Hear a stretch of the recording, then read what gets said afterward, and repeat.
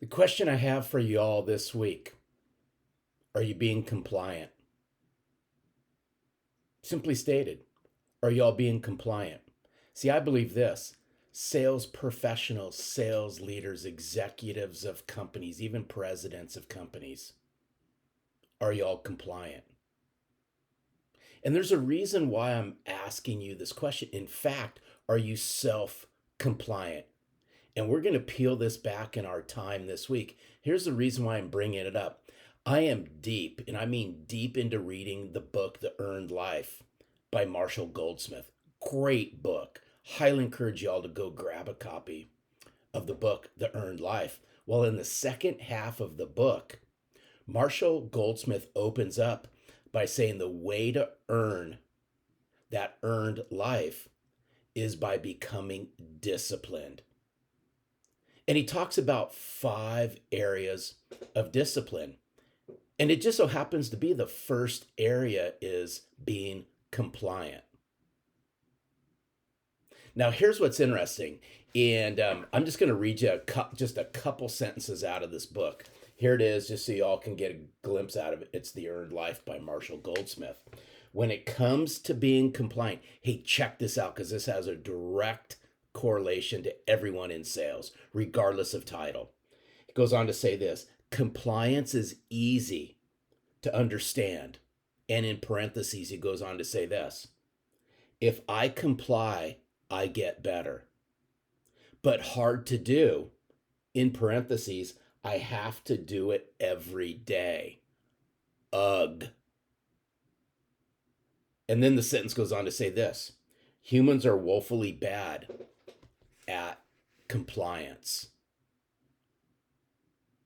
Hey, people, if you want to become better, if you want to move to what I call going from a sales rep to a sales professional, you're going to have to be compliant. You're going to have to hold yourself radically accountable and do the things every single day that you may not want to do.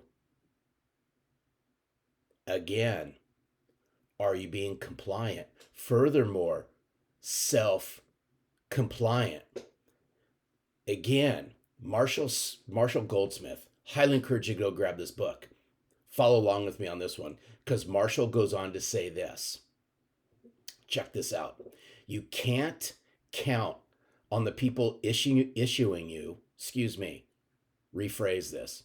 You can't count on the people issuing you the orders to hold your hand to ensure compliance. You're on your own. Nor can you count on every situation to compel compliance. Now, I think this is the mirror moment for many. And I want you all to look in the mirror as you listen to what I'm getting ready to say. Stop waiting for someone to hold your sales hand. People, you're on your own. Hold yourself accountable. Do the things necessary. Stay compliant. Hold yourself accountable. Here's the mic drop moment, because Marshall Goldsmith goes on to say this: we're more likely to comply with a recommended course of action when failure to do so results in extreme pain or punishment, either physical, financial, or emotional. Let's all stop and think about that again. I'm going to read this one again. This has a direct correlation into sales, especially when it comes to prospecting for new business. We're more likely to comply with a recommended course of action when failure to do so results in extreme pain or punishment, either physically, financially, or emotionally. Oh boy. Here's what I want us to think about. This is what I believe. Sales professionals comply. They hold themselves radically accountable. They do not point fingers, and they do not make excuses. And I want us to think about it this week. Define for yourself what compliance means. What will you hold yourself compliant to? What will you hold yourself accountable to? What will you become disciplined to? And this is what I want us to reflect upon this week. Could the lack of compliance be the root cause around the roller coaster results that many of you might find yourself in throughout a given sales year? And I want us to think about that. I love everything about sales. And that's why we're bringing this movement around selling from the heart to the forefront. But sometimes we got to throw a stake in the ground and say some things that might be a little bit uncomfortable. And it might get you a little bit uncomfortable.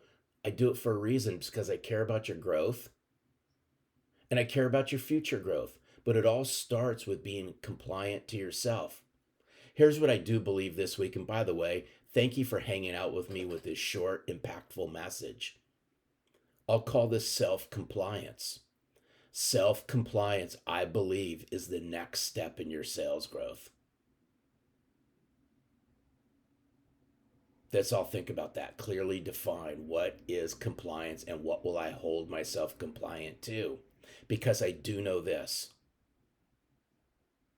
Your clients and your future clients, they'd rather connect and do business with a sales professional who sells from the heart, as opposed to a sales rep who is an empty suit. Go out there and have a compliant week. We'll see y'all soon. Bye-bye.